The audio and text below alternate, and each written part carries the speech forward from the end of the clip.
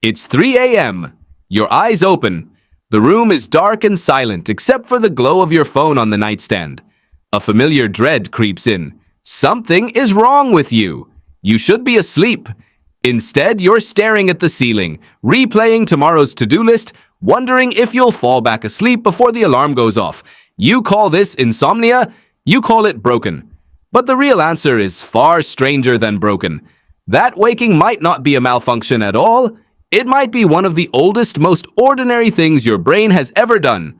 For most of human history, sleeping straight through the night may not have been the default. It may have been the exception.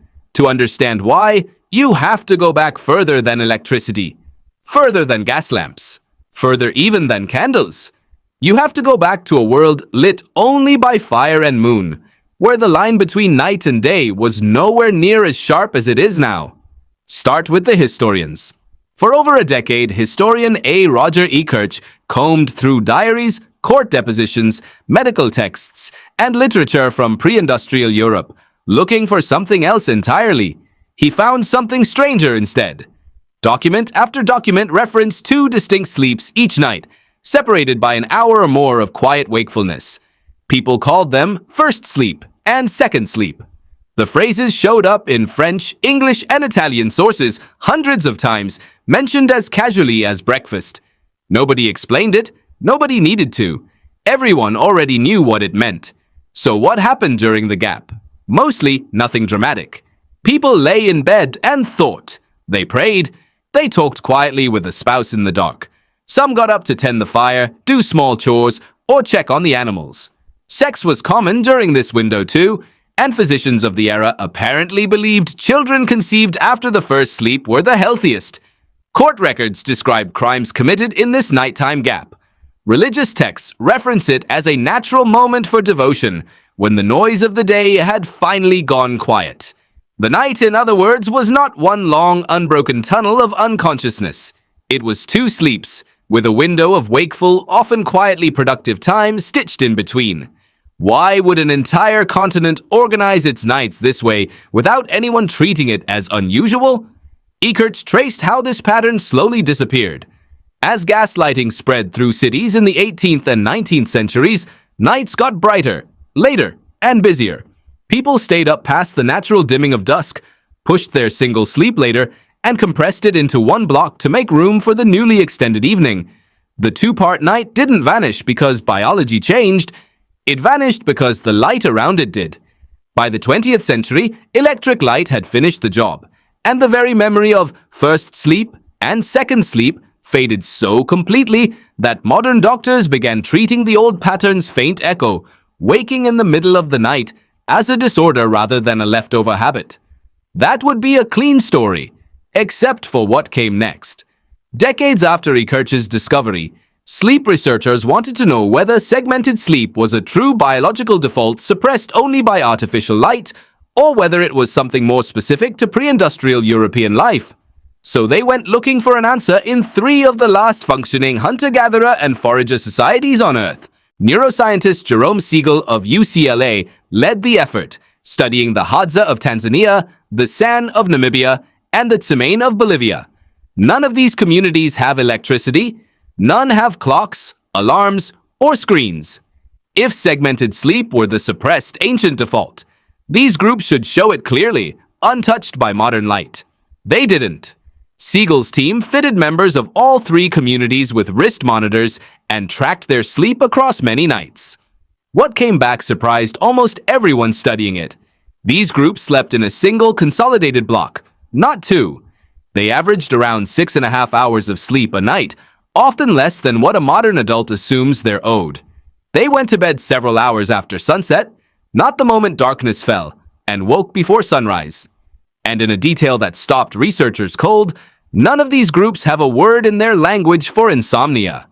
The condition that fills entire aisles of pharmacies in your world appears to barely register as a concept in theirs. So now you have two studies pointing in seemingly opposite directions. One says pre-industrial Europeans split their sleep into two segments every night. The other says contemporary hunter-gatherers sleep in one block and rarely complain about it at all. Which one is the real ancient pattern? Which version of the past is actually yours?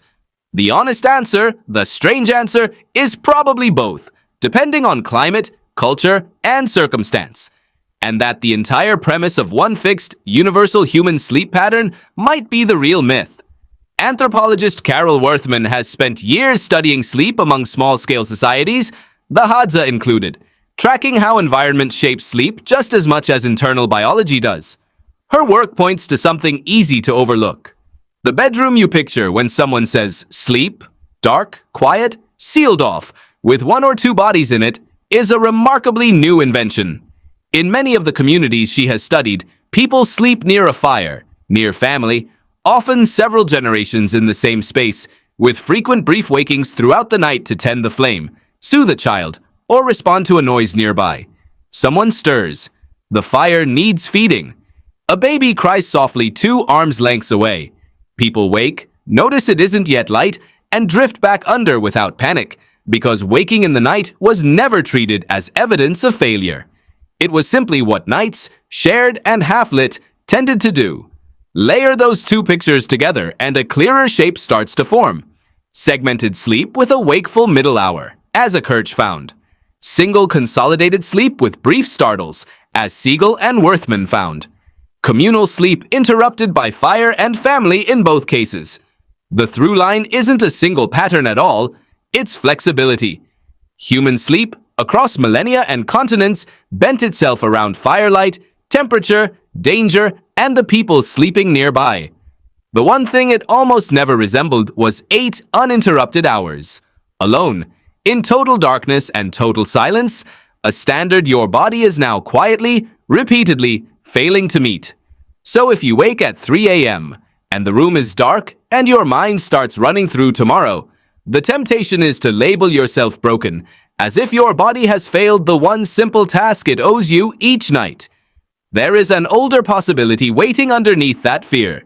Your ancestors woke in the night too, by firelight or moonlight, sometimes for an hour of prayer or quiet conversation, sometimes for a few seconds to check on a child or feed a flame. And in neither case did that waking carry the weight you've learned to give it.